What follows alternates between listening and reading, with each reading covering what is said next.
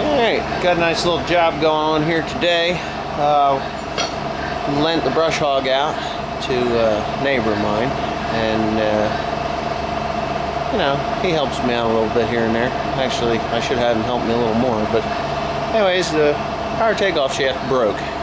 It wasn't his fault at all, but I have to replace this universal.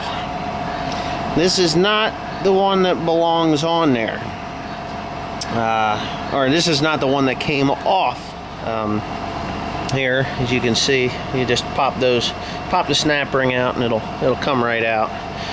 You know, if you know how to do them, they come right out. If you don't know how to do them, well, you're gonna have a problem. But yeah, you just kind of tap them with a hammer, and they come right out. I might even have to heat it up just a tiny little bit, but you don't want to put too much heat because there are seals there. I have my snap ring pliers to do that also. So what I am going to do, I'm going to take a chop saw and I'm going to cut this off. Then I'm going to take that torch and I'm going to torch a slot right out the bottom of there, and then that piece of tube should slide right out of there. And I'm going to do the same on that one, except I am not going to torch the slot out because that end is junk.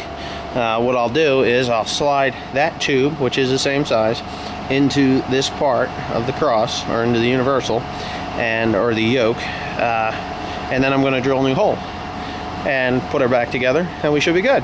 So I'm going to get started right now.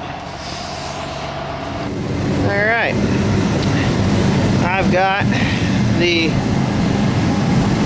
snap rings out, and there's that. So what I'm going to do is take my ball peen hammer and give her a shot. Oop. See how that cup is coming out of there? You just got to hit it a couple of times, and that should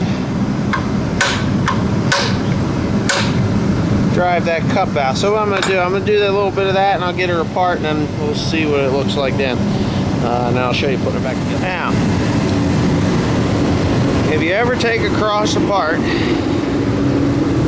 and you look down inside the cup and all your little needles are sticking down there like that, don't panic. It's not really that big a deal. What you want to do is make sure none of them fell out of the thing, and if they did, you got to gather them up, throw them back in there. All you got to do is stick your finger down in there and work them around until they're back standing where they belong. Okay, and they're supposed to stand straight up and down like those over there, and not like those there. And it's really not that big a deal. If you get some that stick on the bottom, get something like a dentist pick or sharpen a welding rod. That's what I usually do, and fish them back up. And just put some grease in there to hold them in place for when you put it back on the cross. So, anyways, I'm going to do that and then finish taking the other thing apart. Now I've got the new one started. What I want to do is tap it in.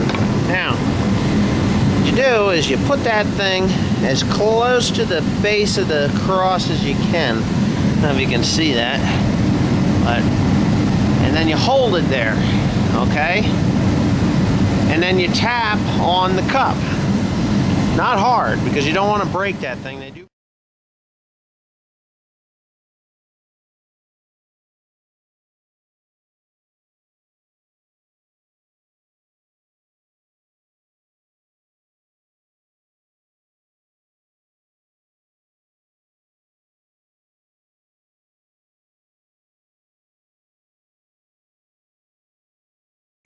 Okay, turns out that the needle did not collapse. I started to take it apart, and I guess it just wasn't quite lined up right, but it does run quite freely.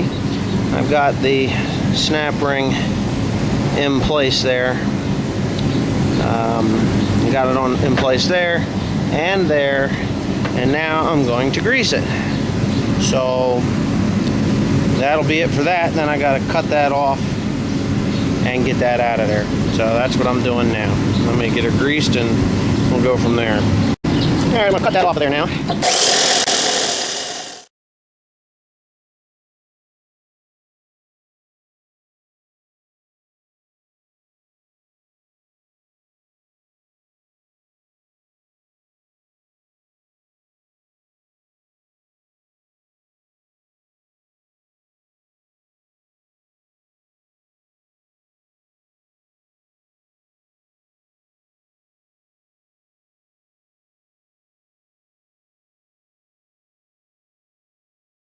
Well, I got the drill set up, the press. It's kind of going to be awkward, so I put a little plastic roller that I got out of a roller pump that was laying around here, just to support that while I drill that hole. And what I'll do is I'll drill the first hole, then I'm just going to flip the shaft and drill the second hole. So you can watch that from over here. I'm going to put it on the vise, and hopefully you get to see that. Get my angle right. Now, no, that's not right. But how about that? No? Yeah, there you go. Okay. So what I'll do is I'm going to support this with one hand. Turn on the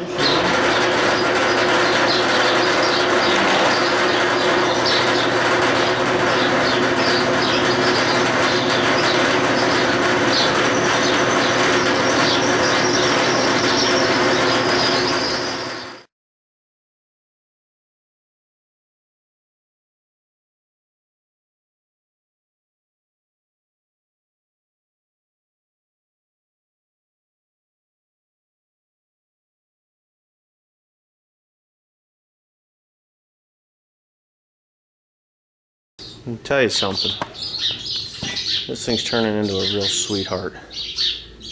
The inside of that shaft is case hardened somehow.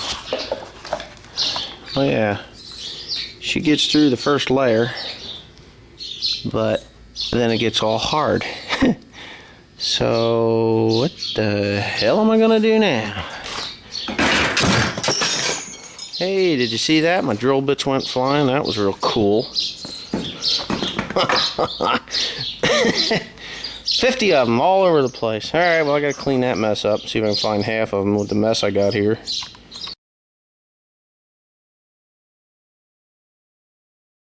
Alright, back to this piece of crap. Where is it? What do I do with it? Here it is. Alright. There's a couple things I can do. I don't know what in the hell I'm gonna do, to be honest with you. It's got a divot to it, and this is not. I don't know what the hell that is. I think it's, yeah, that's cast iron. See, I can't weld to that. It's a pain in the ass. And I really don't know how I'm gonna get through that hole. I could torch it. Definitely could torch it. And that would be the easiest route. So maybe that's what I'll do. I'm going to go torch that. Okay, finally got it drilled out. We had to go to a high carbon steel, or no, not a high carbon steel, a cobalt drill bit to drill through that hardened steel. That was case hardened steel in that shaft. So the cobalt bit cut right on through. The cheesy old carbon steel one did not work. That was cheap Chinese stuff.